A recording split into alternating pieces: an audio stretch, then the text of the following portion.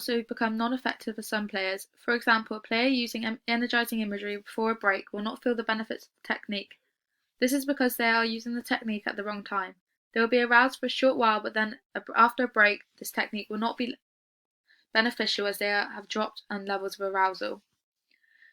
Affirmations are another technique used to increase arousal. Affirmations are used to decrease the effect of negative thoughts. Affirmations are positive statements that allow an athlete to turn a negative into something good.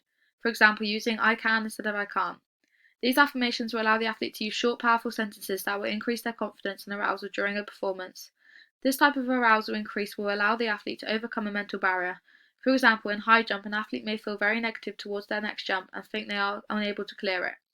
With these affirmations, the athlete can begin to knock down that mental barrier by saying short positive statements. These positive statements will allow the athlete to believe in themselves and turn the negative thoughts into positive ones. This will benefit the athlete as they will start to believe in themselves more and increase their performance. This technique is easy and quick to use when it makes it very adaptable for many sports. The high jumper can use this technique right before they begin to jump and therefore do not have to prepare anything. This means the affirmation can be present in their mind and boost their confidence right until the last part before they jump. Although this technique is very helpful in building confidence, it can also decrease a performer's performance in the future if they relate to a specific affirmation. Relating their performance to a specific affirmation means they will base their whole performance on that certain positive line. Therefore, if they do not succeed or perform well, they will have to blame it on the affirmation and relate their performance to it every time. This could therefore give them the mindset that the affirmation decreases their performance whenever they use it. This technique can also be non-beneficial for all athlete types. For example, young athletes will not find this technique very beneficial as they may not be able to take it seriously or connect with it. This will therefore mean their technique does not increase their arousal and therefore means the athletes are not at their peak level.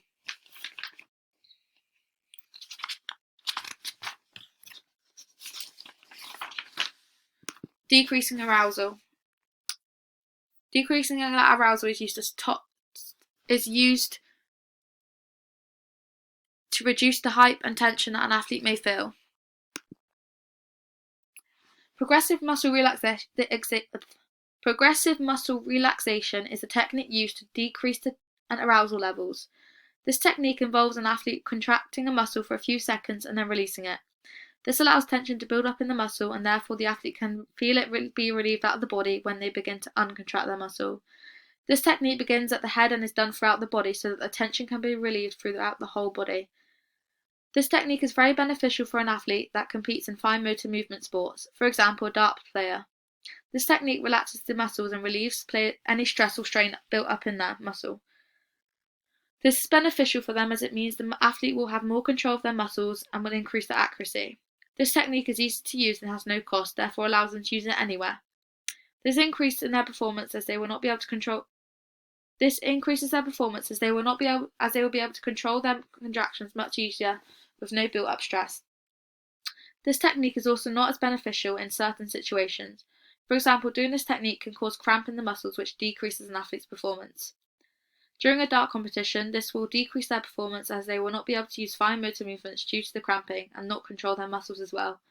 This technique also takes time to do. This technique only works efficiently if it is done throughout the whole body. Therefore, this will take more time than other techniques. This means it cannot be done in a lot of places. Breathing control is where an athlete will focus on their breathing slowly and frequently. This technique reduces stress and anxiety as it calms the athlete down. The chemoreceptors in the athlete's body will detect a lower amount of carbon dioxide and therefore lowers the heart rate. This technique calms the athlete down as they will be focusing on something else which takes their mind away from their negative thoughts. This technique can cause an increase in concentration levels because the athlete will be fully focused on one thing as it allows them as their brain is taken away from other things. When calm, the athlete can use their concentration to better their performance. For example, in diving, an athlete will use these breathing controls to ensure they are fully focused on their routine and nothing else. This technique is very easy for a performer to use as there are many free apps available. These apps assist with breathing and can give patterns and steps to make sure the athlete's breathing is controlled. This means that the technique can be done in a wide range of places and right before a diver jumps. However, this technique can cause under-arousal if the athlete's heart rate is dropped too much. This will mean their muscles will not be able to exert the same amount of force as there is lower blood supply. This will decrease the diver's performance as they will not get as much power from their jump off the board. It also will depend on the type of sport being played. For example, individual performer will benefit from this much more as they are fully in control of their performance. However, a team performer may use this technique, but their teammates' performance will also affect their final outcome. If their teammates aren't playing up to their standard, then the breathing control might not be as beneficial for them. Imagery is another technique in where an athlete would picture themselves in a calming and peaceful environment. This is used to decrease arousal levels as it takes the athlete away from their stress situation into a calm and quiet place. This allows the athlete to become relaxed as they have taken their time away from what's making them over-aroused. This therefore means they will be able to concentrate and focus much easier. For example, gymnasts may use imagery before their routine to ensure they don't become nervous or stressed before they perform. This technique is also very easy to use and has no cost. This means it can be done in a range of environments as it only involves the athlete themselves. This is beneficial for the athlete as they can use imagery whenever it suits them.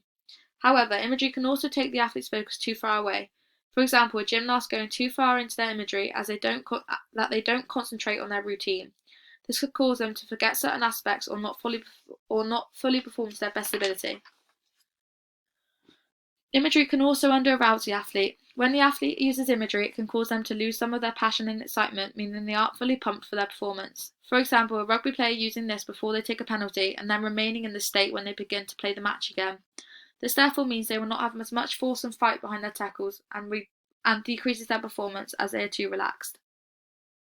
Biofeedback is a physiological reader that reads the arousal level of a performer.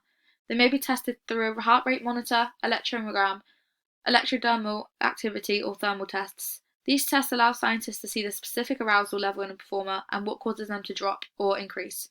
These tests allow the athlete to pinpoint exactly what is increasing their arousal via the tests.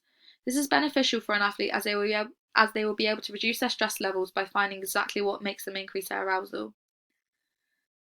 This will better their performance as they will be able to reach their full potential. This technique is also very reliable and accurate. Due to these tests being electrical, there is very low chance of human error. This means the process put in place to reduce their arousal will be specific and valid to the performer, and they won't be doing something that doesn't benefit them.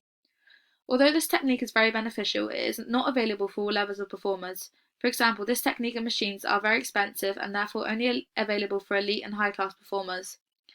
This therefore means lower level performers will not be able to get hold of the equipment, and that means they have to find other techniques that may be longer and not as beneficial. This technique is also very good at pinpointing triggers of stress, but does not reduce the stress straight away. This therefore means the athlete will still feel the effects of their increased arousal, and it will not be decreased until they find a suitable solution that may take time, and therefore they will not be relieved of their stress immediately.